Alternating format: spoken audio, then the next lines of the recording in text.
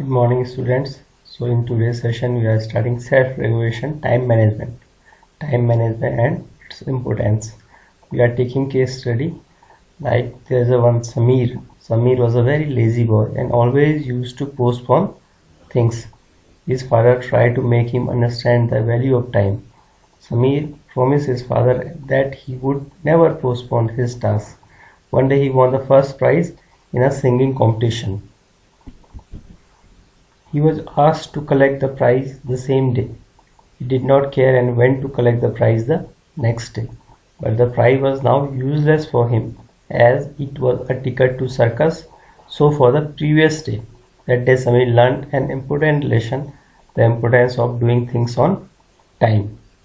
ये एक ऐसा केस है कि समीर लड़का जो हर चीज़ को डिले करता था, तो जब उसके फादर ने ये देखा तो उन्हें समझाया कि भाई तुम्हें हर चीज़ टाइम में करनी चाहिए. देन ही एक्सेप्टेड, उसने एक्सेप्ट किया कि मैं सब चीज़ें टाइम से करूँगा. इसी का परिणाम ये हुआ कि उसने एक सिंगिंग कंपटीशन में भाग लिया, वहाँ वो विनर बना. देन उसको उसी दिन शाम को कॉल आता है कि you are selected for award, आपको प्राइज़ मिलने जा रहा है, you come and collect today only.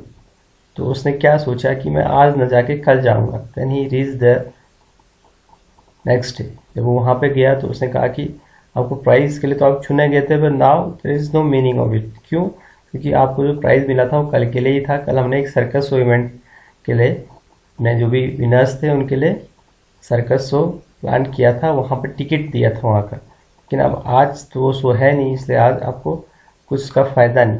तो समीर को उसमें बहुत महसूस हुआ कि अगर मैं कल आता तो शायद मैं विनर तो था ही, सर्कस देखने का भी मुझे मौका मिलता. तो उस दिन उसको एक बड़ा लेसन मिला कि हमें अपने टाइम्स की वैल्यू करनी चाहिए. So time management is the ability to plan and control how you spend the hours of your day well and do all that you want to do. An example of good time management skills would be when you decide to finish your homework immediately after school so you have time to watch TV later in the evening.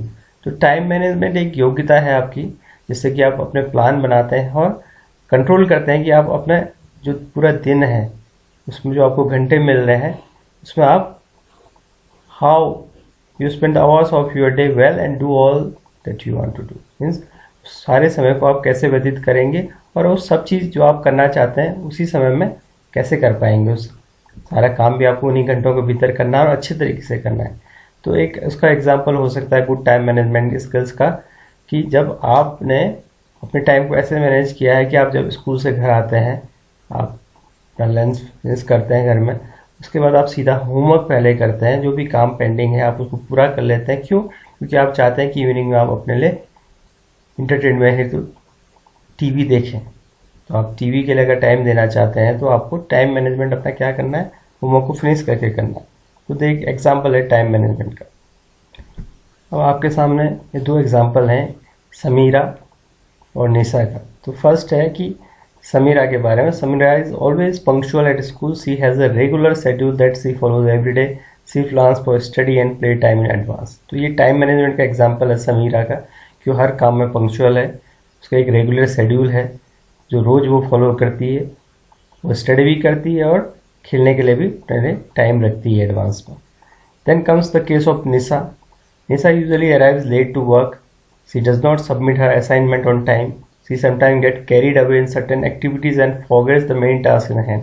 उसी की जगह जो निशा है वो हर काम को late करती है, अपने असाइनमेंट को टाइम पे जमा नहीं करती, और जो मेन काम है कई बार उसको छोड़कर, उसको भूल कर वो कुछ और काम में लग जाती है. तो ये मिस मैनेजमेंट है, टाइम मैनेजमेंट नहीं है निशा के केस में. Sameera is doing time management.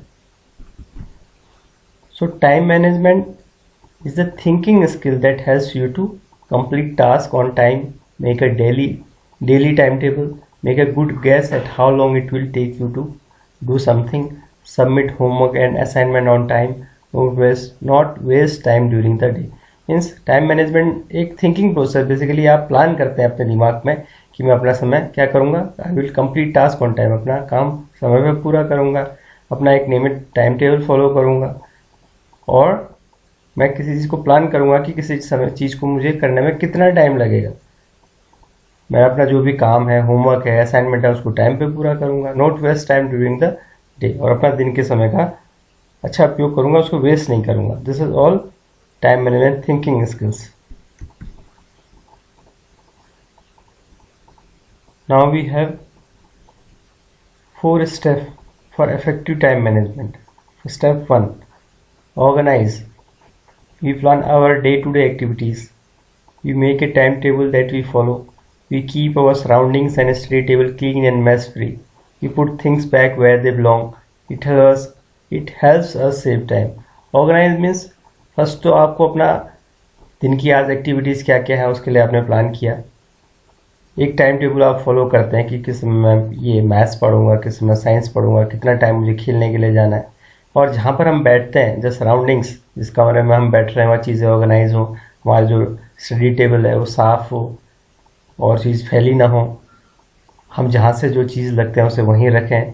इससे क्या होगा कि नेक्स्ट टाइम कभी भी हमें ज़रूरत होगी तो वी आर ऑर्गेनाइज, तो हम उसी चीज़ को वहाँ से लेंगे, वहीं रख देंगे. It saves our time. Next things, prioritise. Priorities means we make a to-do list that has all 4 activities and we rank them in the order of importance. Like for example, you may rank doing homework as the most important task. It helps us to get the most important task done first and also to track what is pending. Prioritize means होता है कि आप ये fix करते हैं मुझे पहले कौन सा काम करना है. आपने कहा कि मैं स्टूडेंट हूँ तो मैं क्या करता हूँ कि मेरा पहला काम है जो भी होमवर्क मिला है, क्लास वर्क मिला है, मैं पहले उसको फिनिश करूं. उसके बाद मेरे पास जो टाइम बचता है मैं वो खेल में लगाऊं या मैं उसे मूवी देख कर बिताऊं. तो you have to prioritise your time. Then comes step 3, that is control. What is control? We have a control over our own activities and time. We avoid time waster like chatting on iPhones, phone, surfing gossip sites etcetera and focus on more important things. Control का मतलब यही है कि आप जो भी activities कर रहे हैं आपको ये पता होना चाहिए कि मैं क्या अपना टाइम वेस्ट तो नहीं कर रहा हूँ. लेकिन जैसे आपके पास मोबाइल फ़ोन है आजकल, nowadays you are studying through the mobile online, but first thing is your study has to go on. If you are going on another mode, जो उस टाइम में आप चैटिंग में लग गए, आपने फेसबुक यूज़ किया, ठीक, व्हाट्सएप में आप अपने दोस्तों के साथ लग जाते हैं, तो you are wasting your time. So you have to have a control over own activities and time so that you can manage your time properly. And 4th step is track. We identify and note where we have spent our time. This will help us analyze if we have used our time effectively or not. It also helps us to identify time wasting activities. तो आपका पूरा दिन खत्म हो जाता है तो आप देखेंगे कि आज के दिन में मैंने कितना टाइम और कैसा बिताया. मीन्स जो आप चाहते थे करना क्या वो हुआ या नहीं हुआ. तो आपको ये देखना है कि मैंने किस किस एक्टिविटीज़ को कितना टाइम दिया. अगर आपको लगता है कि मैंने चैटिंग, टेलीफोन, कन्वर्सेशन में ज़्यादा टाइम बिताया रादर देन स्टडिंग, तो आपको पता लगेगा कि मैं आज के दिन का पूरा होमवर्क, क्लास वर्क, जो भी चीज़ था मैं क्यों नहीं कर पाया. अगर मैंने किया तो मैंने क्या स्टेप फॉलो किए. This is 4 step for effective time management. First is organise, prioritise, control and track. Then comes what are the tips for practicing the 4 steps for effective time management. तो first thing comes avoid delay or postponing any planned activity. आपको avoid करना है. क्या avoid करना है कि आप किसी काम को डिले ना करें या पोस्टपोन ना करें. जो आज आपने आज के लिए प्लान किया हो, you have to finish that day only. Organise your room and school desk. जहाँ पे आप बैठते हैं, चाहे आपका घर हो या आपका स्कूल हो, वो क्या होना चाहिए, ऑर्गेनाइज होना चाहिए. Then comes develop a no disturbance zone where you can sit and complete important tasks. ये ऐसा ही है कि जब आप पढ़ने बैठते हैं तो आप उस माहौल में हो कि जहाँ भारी शोरगुल ना हो. जैसे मैं अभी आपसे बात कर रहा हूँ through video and discussing this lecture, मेरा ये ध्यान रहता है कि यहाँ डिस्टर्बेंस कम से कम हो. No disturbance zones when I am talking with you all. Okay, the same way you have to keep this in your mind. Use waiting time productively. आपके पास जो एक्स्ट्रा टाइम मिलता है काम होने के बाद बीच का, तो उसको प्रोडक्टिविटी बढ़ाने के लिए करना चाहिए आपको कि भाई मुझे में क्या इम्प्रूवमेंट चाहिए, कैसे मैं इम्प्रूव कर सकता हूँ, उस चीज़ का प्रॉपर आप उपयोग करेंगे. Prepare to do list. आपको एक लिस्ट बनानी है कि मुझे क्या करना है. प्रायोरिटाइज. आपको बताना है कि मेरे लिए कौन सा पहला इंपॉर्टेंट वर्क है तो मैं पहले वो करूँ. Replace useless activities with productive activities.